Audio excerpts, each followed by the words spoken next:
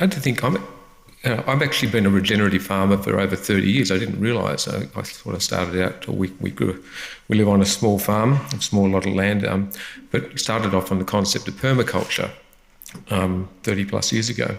I don't think I'm a really good permaculture farmer or a regenerate farmer, but we do have chickens going everywhere. I have got sheep that regularly get out.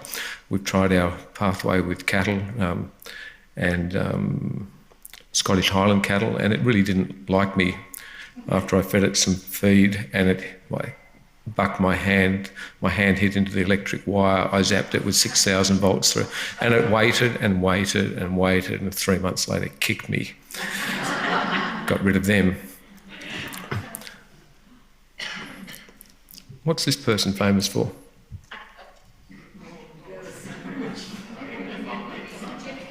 Well, she lived to 96, didn't she? She was in pretty good nick. We've all got to admit that. Or else she's dead now. Proves the point, we all die. What's her most famous claim to fame? Don't say Charles. She was a low carber. You think about it, royalty. Royalty has the Crown land. They have full access to animal fat, protein, complete diet. Where the commoners get the commons for the grain. Dumb the people down. Marie Antoinette most famously did not say, but because I've tracked it down, let them eat cake. Let the commoners eat cake. Let the royalty have the protein and the fat, and whoever controls the protein controls the people. And you may or may not have heard me speak and Belinda speak about that for a long time.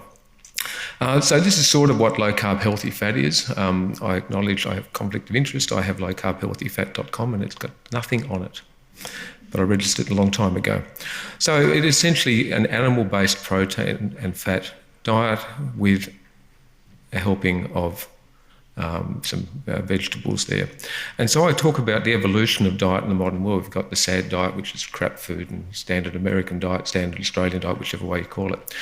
And then as you get sick, you actually move towards low-carb healthy fat. Or then you move to the food pyramid, which doesn't work. Then you move to low-carb healthy fat, and then some people will move towards keto for their health benefits, and some people will move towards carnivore. So it's an evolution, and most people in this space, lecturing around the world, quite a few vegans there, because vegans actually, well-intentioned, want to make themselves healthier, want to make the planet healthier, but ultimately get sick, nutritionally depleted. They move to LCHF, then they move to keto, then they move to carnivore. And some of the most well-known speakers around the world used to be vegan and are now carnivore. So if you go to a carnivore conference around the world, I can tell you, if there's a buffet, everyone's at the meat. So it's really interesting. But what we all, I think, agree on is let's not eat all of this stuff, highly processed, white stuff. And when people say, look, if you want to be carnivore, you want to be keto, well, okay, I think it's really important that you eat the Mediterranean diet, right? So nobody's ever defined the Mediterranean diet. And I always laugh and say, the Mediterranean diet's really fit, it's really healthy for you. What is the Mediterranean diet? Nobody's ever described it. And they can't, because the Mediterranean diet is bordered by 21 countries. Is it the Moroccan diet, the Lebanese diet, the Greek diet, the French diet, whatever? Here's my crime, because life's got to be reduced to memes and stuff like that. So this is something I stand by. I've been talking about it for a long time. I'm very happily the first person in the world to describe this combination. And then you get into trouble. Sugar makes you hungry, carbohydrates make you fat, and polyunsaturated oils make you inflamed and sick. I do have a conflict of interest. I am an Australian red meat ambassador. They've given me that title and I have been paid absolutely nothing for it.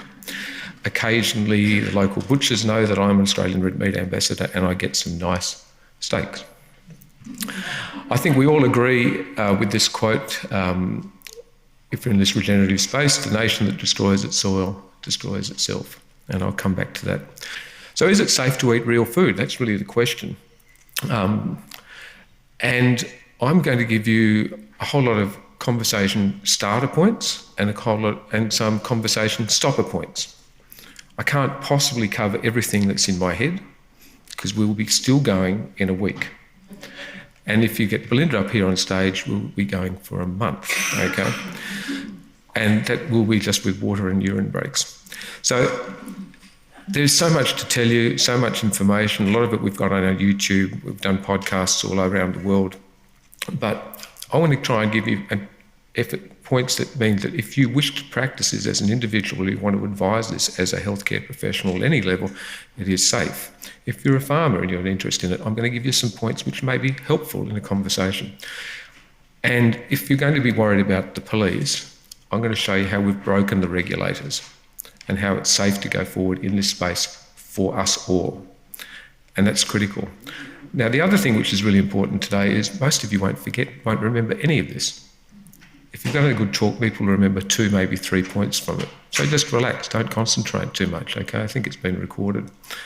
Over the years, I believe that the Australian Health Practitioner Regulation Agency, APRA, you've got to understand that they oversee nearly 900,000 practitioners in Australia who practice defensively because of fear of the regulator.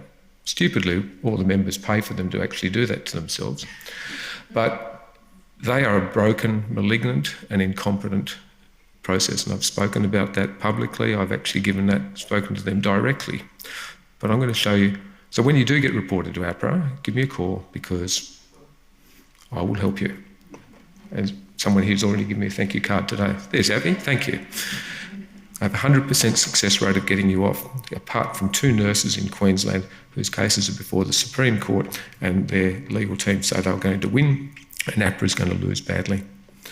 Here's the ancestral diet. Okay, we've all evolved over that. You'll hear that term over and over, and I'll use it interchangeably with other terms, but nonetheless, the ancestral diet is how we got to the top of the food chain. It's where we are. Managed to do it over a couple of 100,000 years, and then we've been approached with a non-ancestral diet, which hasn't been nearly as effective. You know, it's a shitty topic, but organic matter is good for our soil. And if we don't look after our soil, then we end up with poor soil and poor poo. So I want to talk about the land. If we think that we have healthy soil, then we will develop and grow healthy plants, and as a result, the animals that feed upon that, including ourselves, if we want to go that path, with healthy animals. I actually prefer to have my plants generally processed by animals before I eat them. You end up with healthy food, and then we end up with healthy people. So is it safe to eat real food from the land aspect? So if we look at our modern agricultural practice is essentially environmental disaster. Modern cropping path techniques are just incorrect. We've gotten it wrong for the last few hundred years in particular, and probably the last couple of thousand years if you look around the Mediterranean. So hands up, what's the greatest, anybody know what the greatest agricultural export in the world is by volume? Wheat, grain? No, you're all wrong. Topsoil. So topsoil by far and away is the greatest agricultural export of the world. And if you do this sort of farming, you are, I'll keep saying plant-based agriculture, robs nutrition from the soil, and animal-based agriculture, traditionally with regenerative farming techniques and ancient, and it's hundreds of years, has actually put nutrition back into the soil. Great Barrier Reef, after the rainstorms, that's not chemicals just going out there, that's topsoil. If we look at the agricultural area of the US, that huge basin associated with the Mississippi River has all pours into the now officially called the Gulf of America, and check it on Google Maps. Okay, Google Maps now has Gulf of America. It's in brackets under Gulf of Mexico, but I thought we have changed. And in fact, once you actually put all that topsoil in there and you throw a few chemicals in there, that water becomes hypoxic and it's sterile. The Gulf of Mexico is pretty sterile, as are parts of the Great Barrier Reef. And it's the chemicals and the plant-based agriculture which is doing that. So when they say it's all stuff from cows, it's not. So if we were to take a rough idea of the population of the world, I checked the calculator the other day, which changes 8.2 billion people. So there's 8.2 human beings living on the planet at the moment. And what's really interesting, if you take a tablespoon of dirt or a tablespoon of manure, how many living creatures are in that? About 8.2 billion. So every time we till the soil, we turn the soil over, we are destroying the habitat of more people on the planet per tablespoon of dirt. And that's lives. If you're actually a vegan, you're really worried about that. Okay, well, what do we decide to be what's called a sentient being? I'm not talking about little moles and mice and all that sort of thing. Living creatures in our soil which are trying to do the right thing, we're destroying their habitat. So just a little bit snippet. Almonds. Okay, how much water do you need to make one almond? Estimated 12 litres per almond. 1 to 12. Somewhere between 8 and 15, but the California studies say about 12. And so California, biggest almond growing part of the world, that whole dark area in the middle is their artesian basin, which is the water levels dropping and dropping and dropping because the amount of water that's being used in that, let alone the bees that are moving east and west across the United States and losing their habitat. So I think plant-based agriculture robs our soil, throw in a bit of wind without that nutrient-rich topsoil, and we've got that. So plant-based takes organic matter, or organic animal-based restores it. What about organic matter? I mean, this is a bit regenerative at the moment, which is what we hear about. So in the last 10 years, there's been about a 30% reduction in organic matter in our topsoil. Whether or not it's 20% or 50% or whatever, it depends on which data you look at in different parts of the world. And there's roughly about an 80% reduction in the last 100 years. And what does that mean for water retention? If you can increase or decrease by 1%, that's the equivalent of about 20,000 gallons of water that can be retained per acre. I realise that's imperial there. What's that? Nearly 100,000 litres per acre times 4.2. So 400,000 plus litres of water per hectare that can be, it's not bad up here on the podium. See, I'm a carnivore, my brain's actually working. I do mathematics on the run. I've also been happily married for 40 years, so most men will understand that you need to think very quickly on your feet. So it's really important to put organic matter into the soil and retain it. And if we can, which is regenerative farming, rather than just maintaining it, regenerative farming is actually putting it back in. I think this is a great book, because again, you want more and more information. Dirt, The Erosion of Civilization by David Montgomery. Tracks all this beautifully. Most of our depressions, I found out that really the fall of the Roman Empire was actually related to its agricultural practice. As they moved more and more around the Mediterranean, you've got to realise that the Middle East used to be a temperate rainforest.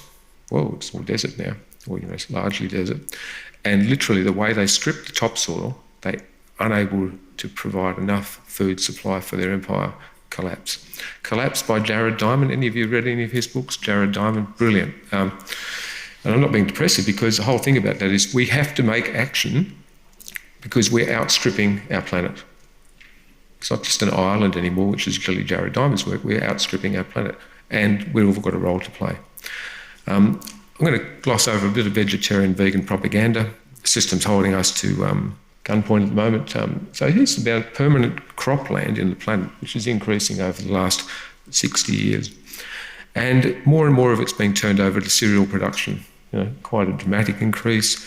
And the yield's actually increasing dramatically. So if we actually look at a percentage, the amount of cropland, and there's only around about 4% of cropland on the world, I'll show you that, is increased by, 14%.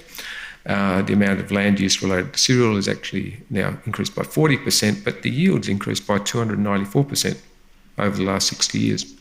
How has that happened? Chemicals. Chemicals in our soil, chemicals in our food. It's the only way. It has not happened because of organic matter. Because we've stripped our organic matter. There's a whole lot of phosphate. Used to be islands in the middle of the Atlantic, and the islands have disappeared because they've mined the organic matter from them. So we're now using chemicals. It's not organic matter saving us. So here's by land use. The amount of land on the planet that's available for cultivation is about 4%. Whereas that associated with forest and rangelands is another 24%. Now, that's available for animal-based agriculture. And the Australian meat industry, Meat and Livestock Australia, and various bodies within it, have been trying to actually work with forestry around Australia to try and have cattle and sheep grazing our native forests in a sustainable fashion, which would decrease the bushfire risk dramatically. How much success have they had? Zero. But anyway, so that's where some of the meat industry is actually being proactive. Most of the things they're doing are useless, but nonetheless, they're trying. So I think that's a really sensible idea. Every time I catch up with a politician, I offer them money and then I offer them advice. Never ask anything from a politician, only ever offer them money. So every time I meet up with the federal minister, I say, I'd like to offer you $50 billion per annum in health savings. I caught up with our treasurer at one point in time. I was wrong at the time, I offered him only $500 million per annum. And I think I underestimated it. And I said, but you're going to have to put your balls on the line. And I told Belinda about that. She didn't really say that to the treasurer. Maybe I did. And who is, he used to be he was treasurer at the time, moved up to premier, and he's low carb, keto, carnivore. And was in pretty good nick. And when he actually went that way, he started thinking properly and he left politics. So I think there's a whole lot of land use. And how is our land actually used? I talked roughly about the increase in the amount of cereal requirements. And contrary to popular belief, 65% of grain production, cereal production in the world actually goes to humans. Okay? So it's not just going to animals. And when you actually break down the amount of food that's going to the feed market, well, poultry 45%, 26% to pigs, and 20% to ruminants. So it's not going, all the feed in the world's actually being put to actually cattle grazing. That's just literally BS because it's not cows. Now, one of the things we've been told about is that we have to eat by the guidelines. This is data over about 50 years, from 1970 to 2014. I've tried finding a graph for the last 10 years, but I haven't been able to find it. So we've done exactly as the dietary guidelines have recommended. We have increased our intake of cereals and grains. We've decreased our intake of red meat. We've increased our amount of poultry, which is the pinkish colour there, and we've increased our nuts and legumes as a method of protein. So we're doing exactly as the dietary guidelines say. We've increased our fruit intake, we've increased our vegetable intake, and we've decreased our dairy intake. And if you look at food production across the world, we have seen that we're predominantly cereals and we're not actually producing a lot of meat overall. And despite us all following the dietary guidelines of the world for the last 50 years, we've gotten fatter and sicker. So when people say, people aren't eating by the dietary guidelines, well, again, that's nonsense. Here's the international statistics. Now, I do believe in animal rights. There's a whole lot of propaganda out there. And first I'm going to talk about methane. What's the biggest producer of methane on the planet? Correct. Nearly 20% of the methane production from the animal kingdom, the greatest producer from the animal kingdom is termites, cockroaches, millipedes and scarab beetles. Not cows, which is actually a green production of methane. It all gets cycled back in. But we don't actually hear of the world going around, it's going to kill every single cockroach. Well, that won't work. It's survived us for a long time. So termites, which we don't have any in Tasmania unless I bring them back in the car. Never seen a scarab beetle apart from in pyramid mystery stories. But nonetheless, so there's this little tip for you. How come when people say, cows produce methane? Well, so what's a bigger producer of methane on the planet? And nobody apart from someone who's in the know, will say termites. Carbon footprints. Most people here in the regenerative area understand the concept that Yes, okay, sure, there's a little bit of methane production, but that's a part of a green methane cycle. Yes, there's a bit of carbon CO2 production as a result of our farming practices, but that's minimal. But the vast majority of good farming practice restores carbon to the soil, and it's a net positive. I love propaganda movies. I have to take some anti-nauseas before I watch them. And most times I can't get through them. But just a little snippet of knowledge that Game Changers came out in 2018, a whole lot of, rah, rah, rah, you're going to be an elite sports person. Every single person that was in Game Changers in the following 2 years had a reduction in their ability and their performance. Okay, just another snippet of information. Again, going to give you a couple of books to read or advice. Cows Save the Planet. Anybody read that book? What's the really important book? What's the really, really most important thing about that book? Judith Schwartz is a vegan. She is a lawyer and she's a cattle producer. So when people say, oh, you're actually spouting nonsense, well, I say, well, actually, here's a vegan who actually is a cattle producer who's written a book called Cows Save the Planet, and I've bought a few copies of that and sent them to politicians. And then this is out recently, Why Vegans Have Smaller Brains. I haven't quite finished it, but I didn't really need to get past page 10 because they talk about me in it. I've been asked to write the foreword to a book. There's no carnivore books in France, so there's a French author who's actually asked me to proofread his book and actually write the foreword for it. And again, what's interesting, he talks about certain characters, Baker, Fettke. Anthony didn't get into that. I've got to mention that to him if he catches up today. I'll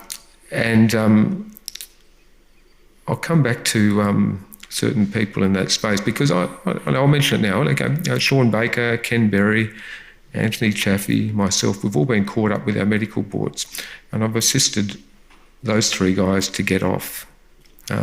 There's a way to do it. So what about the people? Okay, is it safe for people to eat this way? Well, very clearly the non-ancestral diet doesn't work. And I think we've been exposed to a social experiment for the last 60, 70 years. Now, I apologise if this appears to be inappropriate, but I asked for an AI-generated image with a scientist experimenting on people eating junk food. And I'm not kidding, it kept coming back with a white person looking through a window with African Americans on one side and Hispanics on the other eating crap food. But what AI does is takes the consummate knowledge of society, and I think there's something quite subtle here. We have been experimenting on people for a long period of time. I'd rather be awake than woke, but nonetheless, I tried. So here's the social experiment, eat by the food pyramid, you will die by the food pyramid, and along the way you will look like the food pyramid.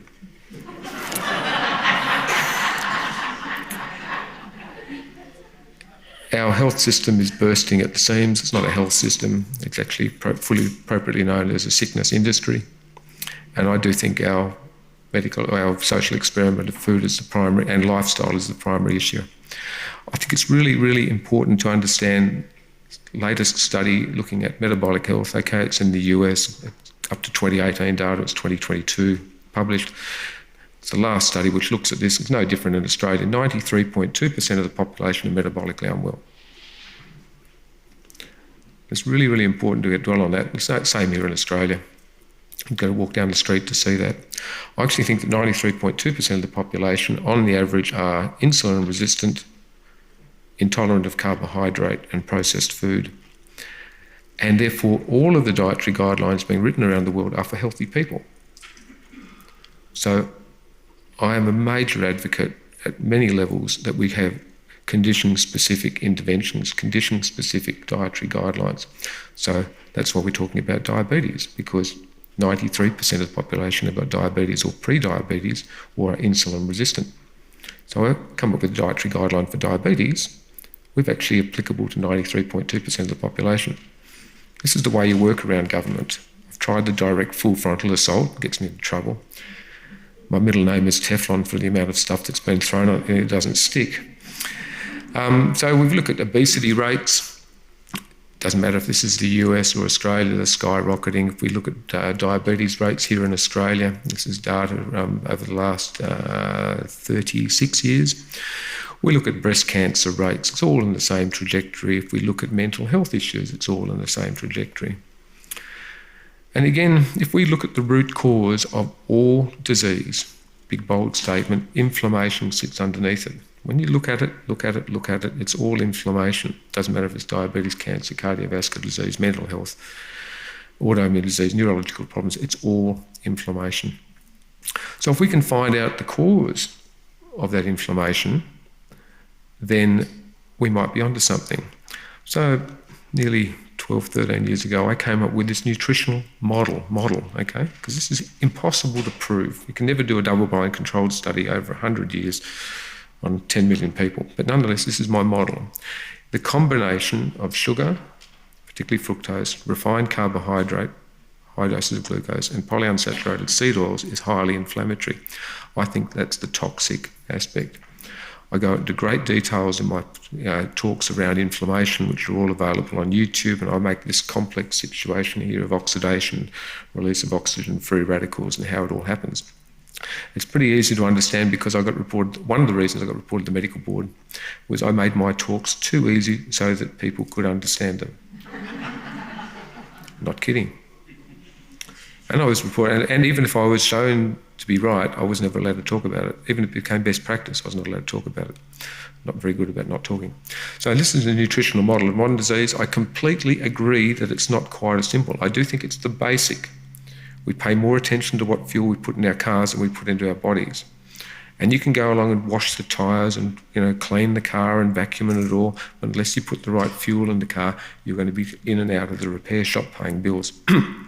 So what's the other stuff? Well, stress, cortisol, genetics, chemicals in the system, bowel organisms. I've got some theories about that.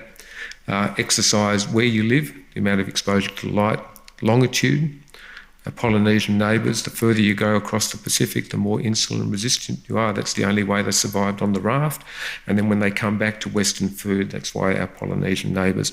The blue continent are the 10 highest rates of obesity in the world, and the first 9 out of 10 for diabetes in the world. So when everyone says my country's worse than the other one, forget it. What's number 10 for diabetes rates in the world? Kuwait. Why? Islamic State don't drink alcohol, so they drink heaps of Coca-Cola. Sleep's really important. I got sleep because I didn't go to Sydney. Vitamin D, critical. Made from cholesterol. Why reduce your cholesterol? Because it's the precursor to vitamin D. Why would you be on a statin? Reduces your vitamin D, blah, blah, blah. Artificial lighting, backs up completely on board. It's really hard to go to light manufacturers. We're building again and go to light manufacturers. Tell me the spectrum of light that you're producing. And I'm not going to, but it's just really fascinating how remember the old street lights used to have a red glow to them? LEDs don't. And they look in the distance. We're screwing ourselves. I think it's a critical factor. For me, I think it's our nutrition first. So if you've got a kid with a nut allergy, you don't give them nuts and then follow it up with an EpiPen, do you?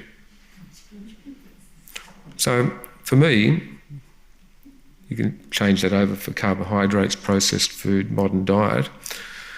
It's no good for me. And I think I'm allergic and I don't want the antidote. So because I'm not just a complainer, I have actually come up, I think it's really important to be proactive and so come up with solutions rather than problems. So I've written the dietary guidelines for the world and the animal kingdom. And these dietary guidelines have been taken to the National Health and Medical Research Council. They're currently spending about $20 million on rewriting the dietary guidelines, and they're all conflicted with vested interests again. And I've offered to sell them this sentence for $2 million because I'm right. And I'd like someone to argue with me because I'm undefeated on this one.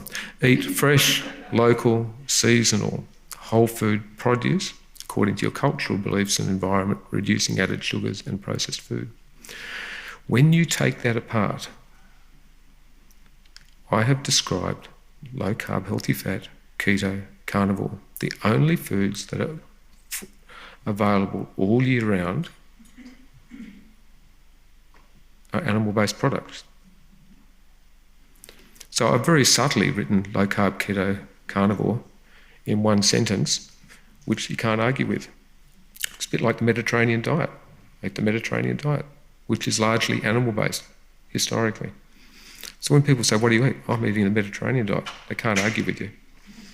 Can you serve me the Mediterranean diet? I'd like to eat fresh, local, seasonal, whole food. That's supporting your local farmer. It's taking food mileage out of it. It's so bloody simple. Anyway, so I'm just want to give you a case study about proving how effective low carb is. And Rob's a good mate. And when I take him to the supermarket, he doesn't particularly like what I'm talking about. He rang me up one weekend. I have his permission to talk about this. He was crook. He had brain fog, polyuria, a heap of sugar in his urine. His random blood glucose was 23.1. He was out of control. HbA1c, which should be less than 6.5, I should argue it's probably less than 5.7 if you don't want. He had out of control type 2 diabetes, but he wasn't acidotic. And he rang me up and I said, well, okay, Rob, it's pretty serious. This is, you could go to hospital, you can consider drugs. This is an orthopaedic surgeon here talking. All you can do, as I've been talking about for a long time, you go low carb immediately. With Sam, this is one of Belinda's terms. I really think everyone in the room should ever remember you need Sam in your life. If you're going to do anything, particularly you need support, you need accountability, you need to be motivated. Sam. I keep coming back to that. Put a glucose monitor on him. I think these are brilliant. For educational purposes, you learn so much so quickly. And I've got all these proposals with government to try and do this at a hospital level. So here he is on day one, way up. But I said, stop eating now. Just have water, a bit of fluid. And it started coming down pretty predictably. He is on day 1, day 2, day 3, day 4, day 5. There he was. 2 weeks later, 100% of the time, normal, and an estimated HbA1c of 5.7. 2 weeks later, I realise it takes 3 months to get the accurate one, but the estimate, he had gotten rid of his diabetes in days, and pretty powerful. So is LCHF, is low carb, healthy fat, is it a fad diet? It's told all the time, keto, fad diet, carnivore, fad diet. Is it a fad diet? Yes, it is. Food against diabetes. All right? So when people say it's a fad diet, see, I completely agree. Completely agree. It's food against diabetes. So these are just things that you undermine the opposition when they come at you because... So, again, what about the police? All right, well, we're actually being policed at multiple levels, whether or not it's government or it's actually neighbours, friends, government, guideline committees, APRA, Farmers Federation. You just know whoever's trying to police you, giving an opinion, trying to restrict you, though I call them the police. Look, I'm really sorry that I'm actually part of the medical profession.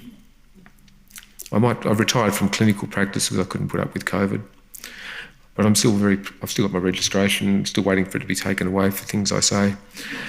Again, I have a little halo around me, though it doesn't really look like it, but I do, and I'll come to that in a moment. But I just think supposedly critical thinkers, we've been educated along a pathway of read, repeat, reward, question anything, you'll get into trouble. So if you get an email from me that says science evolves by being challenged, not by being followed. That's called evolution. That's the scientific method. It's the way we should all live. That's what we're all doing. You're challenging the paradigm because it is our only way forward. And the moment you just start following the guidelines and you sit down there like a dead fish, I'm sorry, that's it. And I think the majority of our health bureaucrats, the bureaucrats, the government all have their heads in the sand. There is one really, really good thing about this. If they keep their heads in the sand for long enough, they are restoring organic matter to the soil. So it's some humour is funny because it's funny. Sometimes it's because it's true. Sometimes because it's uncomfortable. But it's true. I think our regulator, there's one talk, so if you get reported to APRA, please go to YouTube and look at my talk, APRA Throwing Rocks in Glass Houses. It goes through the fact that APRA cannot do its job. And I talk about this regularly, but nonetheless, it's in a talk. If you're worried about the regulator, APRA cannot do it. They're incompetent, they fail the healthcare professionals, they failed the public, and they failed their own staff. They're just shocking institution. But you could, if you're a farmer, turn to the National Farmers Federation. You could turn to AgForce Queensland. Do you know what their problem is? Really important you work this out, and I've spoken to the industry about this. Half of their members are plant-based and the other half are animal-based. And some of them are stupidly animal-based and plant-based. So half of their production is good for their soil and the other half of their production is bad. And when you point out this obvious thing, they all go, light bulb moment. So National Farmers Federation, forget it, they're not going to help you. Groups that combine all farmers don't help. But you could turn to the meat industry, which really is like trying to organise a stampede. It's like herding cats. There's at least 14 regulatory bodies within the meat industry. Most of the funding goes through MLA. MLA actually doesn't want to be particularly proactive on this front because it's they get government money, so they don't want to be too much against the government because of that.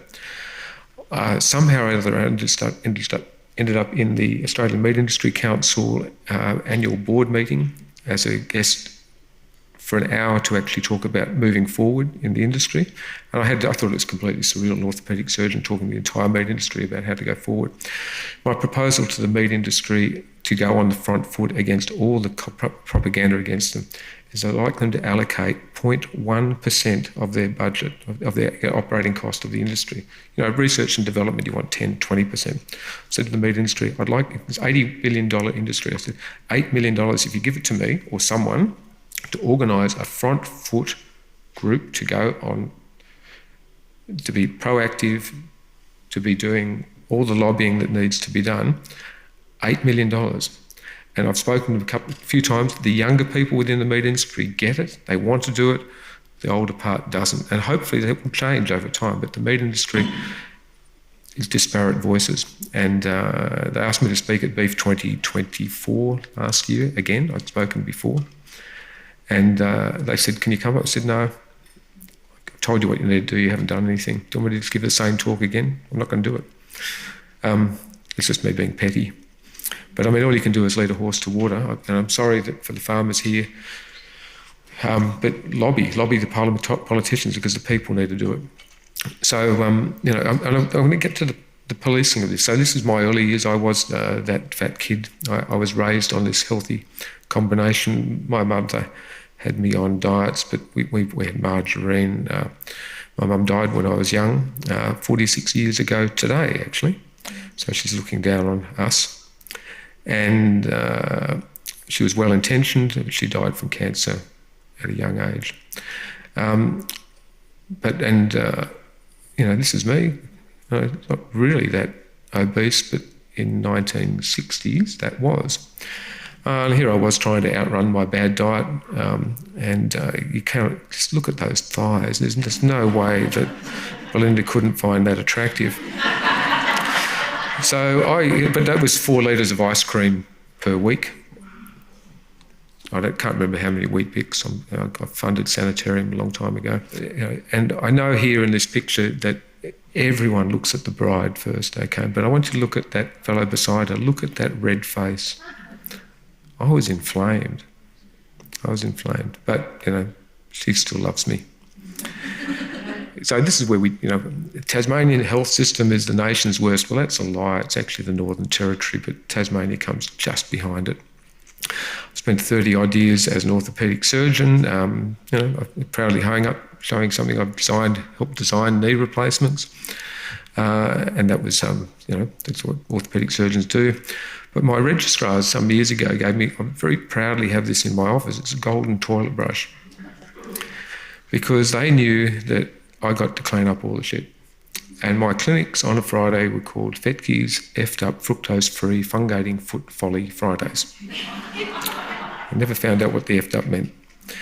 But nonetheless, that was so I got the worst patients in the hospital and the public system. I looked after most of the northern Tasmanian deep infections and joint replacements, some Tasmanian ones as well. And I said, this is what I can do, but this is what I need you to do. So I was pretty hard on my patients because this is what I was often presented with. It was a rare thing. And this is why it's early in the day and before lunch and, this sort of thing. And as a result, it ends up with this. This fellow had bilateral knee replacements, had to amputate one leg, and I had to fuse his other leg.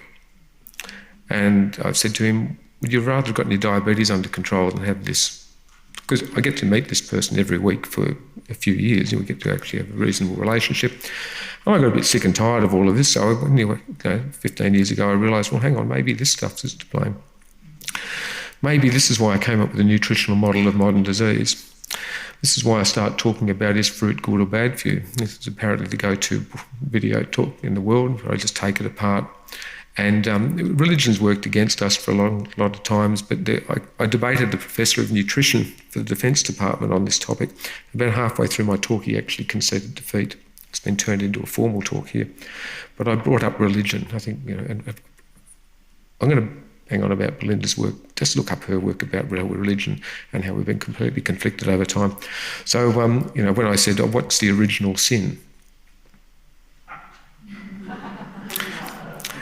God said, don't pick the fruit off the tree because it's not as good for you as it's advertised to be.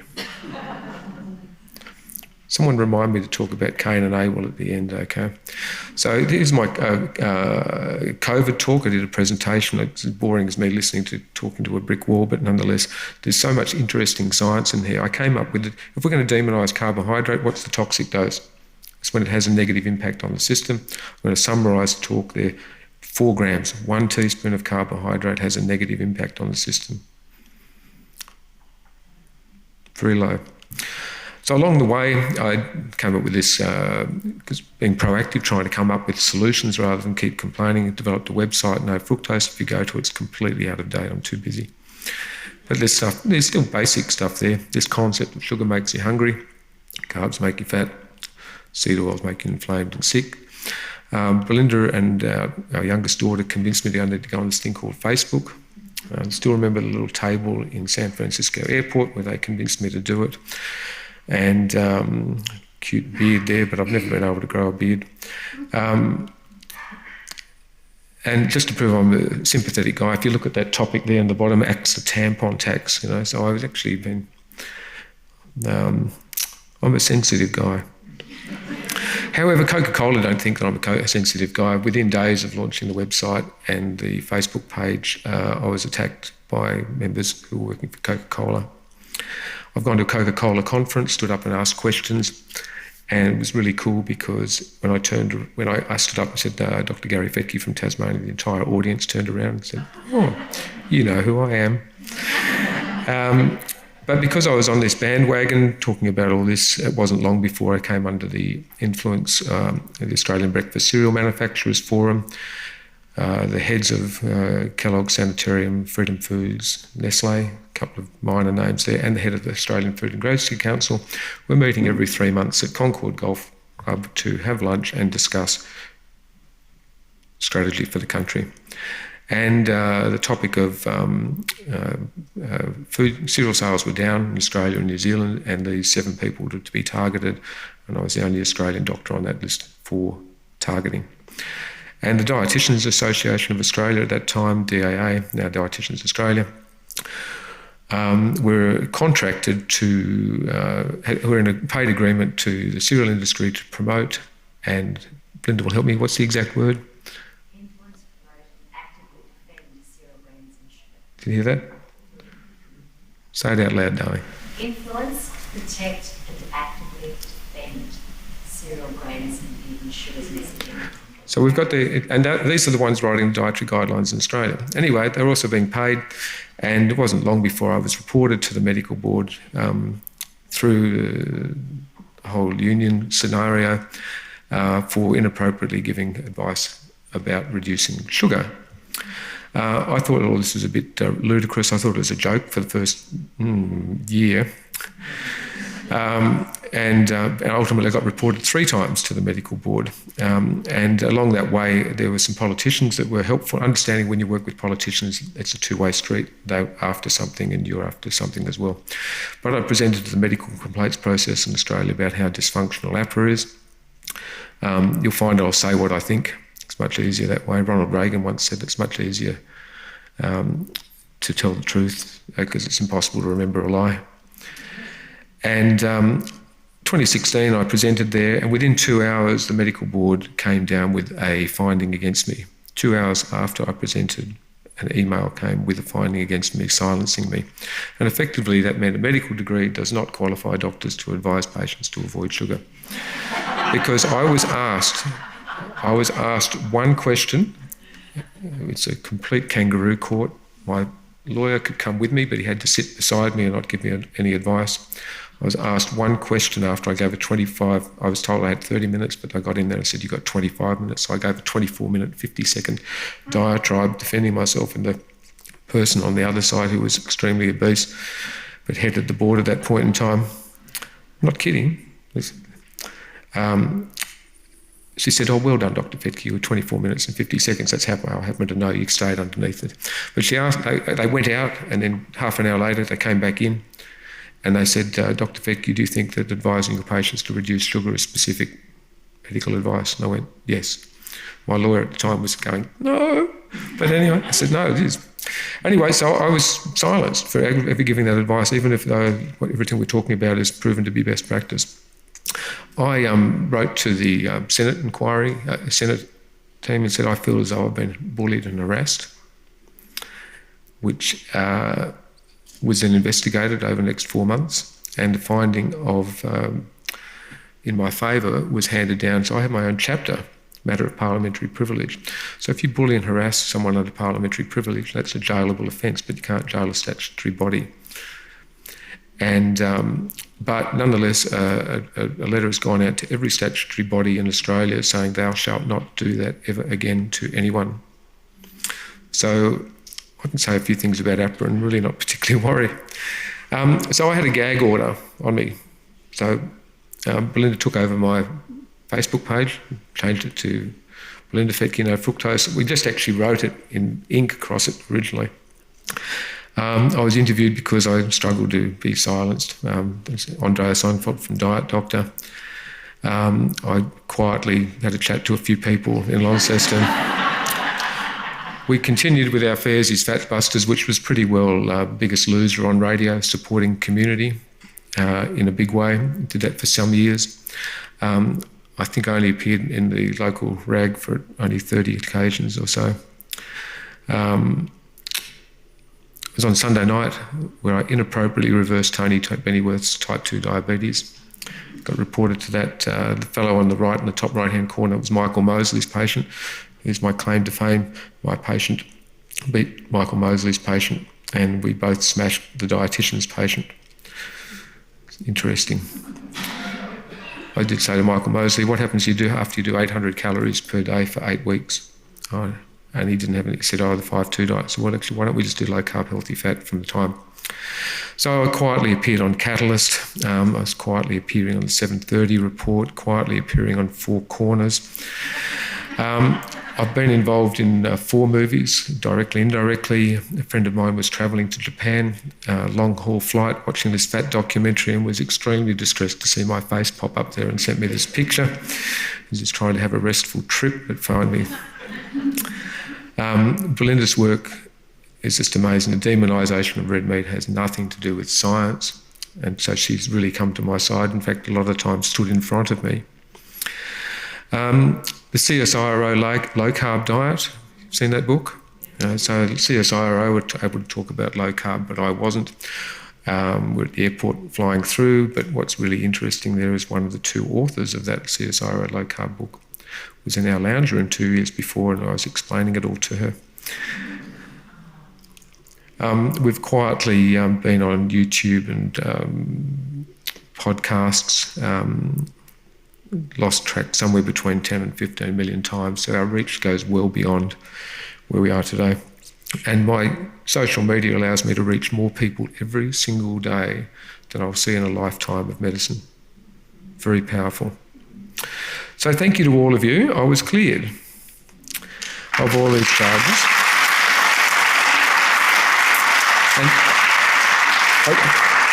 And I thank you, because social media got me into trouble, but social media got me out. The amount of pressure put on at an international level to APRA, just the stupidity of the whole decision, meant that ultimately it was reviewed. I had to go to the National Ombudsman. It was all, and ultimately it was re-reviewed after I'd been reported 3 times, found against me, re-reviewed, and ultimately tossed out in a 6-week review. I was continuing to do foreign aid work in the South Pacific. That's why I'm intimately aware of the amount of problems they've got there. And they don't have a backup service for diabetes. Neither does this place called South Africa. I've spoken there. When you find out that the settlements, all of the shops have Coca-Cola advertising. That's it. And if I go to Vanuatu, it's cheaper to buy a soft drink than it is to buy water. Here's something for little people, okay? Don't be afraid to stand up and do something. Belinda and I presented to 2022 Senate inquiry into... Senate inquiry is actually easy, okay? Just don't panic about them. Just they want to find out information if you give it to them. So we point about food labelling. And many of you may be aware that food labelling from plant-based foods has animals on it. Cows, pigs, and chickens. And 50% of the population are functionally illiterate. 52% of men can read and write functionally, and 48% of women. Scary. So if you can't read that this is a plant-based food, and all you can see is a picture, it's an animal-based product until you prove otherwise. And simply be asked. So the finding from that Senate inquiry there was that all food labelling from the plant-based industry can no longer have animals on it. Hasn't quite come to fruition, but it all takes time. So that's the finding. So I've been a founding member of the Society of Metabolic Health Practitioners in the United States. Oh, it's international, but it's based in the United States. And in the last couple of years, with a satellite daughter organisation called the Australasian Metabolic Health Society, AMS, has been formed, which is an educational group. It's a supportive group for all healthcare professionals. You don't just have to be doctors, to give you support, ongoing education, ongoing advocacy.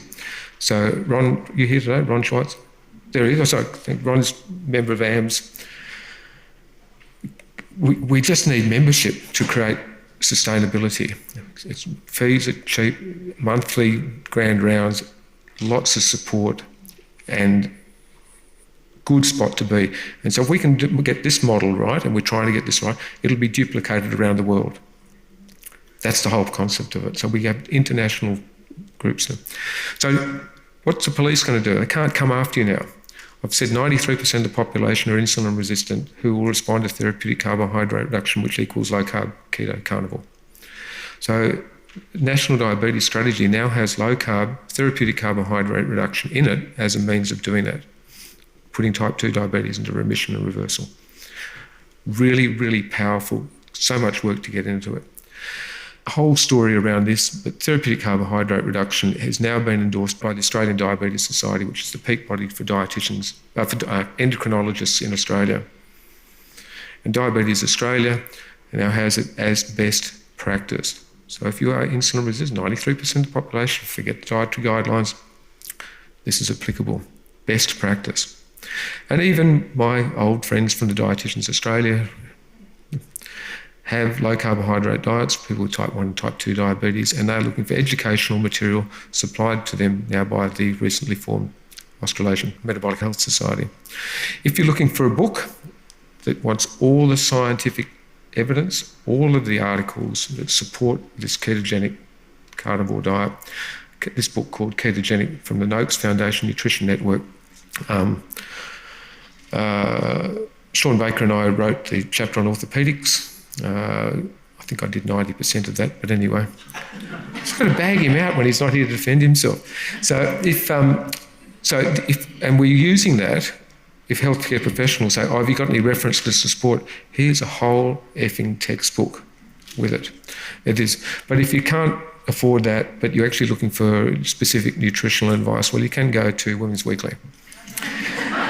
So we're there. And if you can't even afford to get down to the grocery store, but you can afford to go to the grog shop, here in Australia, beer drinking capital of the world, we have multiple low-carb beers there. I'm not advocating alcohol. If you're trying to lose weight, trying to get healthier, alcohol is not beneficial, but we are winning.